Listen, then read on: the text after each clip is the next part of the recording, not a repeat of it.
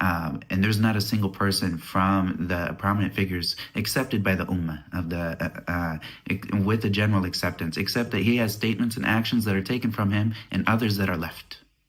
And so there's some things يُؤْخَذْ مِنْهَا وَيُتْرَكُ عَلَيْهَا. And so there's some things we take from them, and sometimes we leave things from them. And that's what Shaykh al-Islam Ibn Taymiyyah رحمه, he says.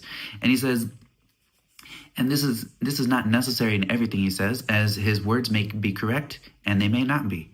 He is excused in that either as a mujtahid who is correct or a mujtahid who is mistaken.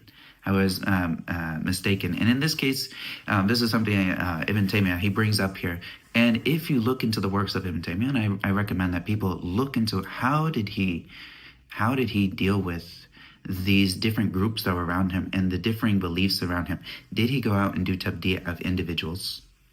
Did he go out and do tabdee' of all these individuals that he was going against them? Yes, he would say that this particular thing that you're saying is bid'ah, and he would call them to the truth, and he would bring it with all of his actions. But did he treat them with bad manners?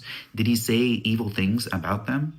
Yes, he might have said certain things that are proving his point, such as maybe this person, when he talks about some of the scholars that fell into ʿIlm al-Kalām, he says of the reasons why so and so fell into ʿIlm al-Kalām was because he was very far away from the Sunnah, meaning like he didn't read a ton of the books of the hadith, but rather he was only focused on one particular book of ahkam, and he didn't know any other of the Sunnah other than just like this one book, which was apparent from his works.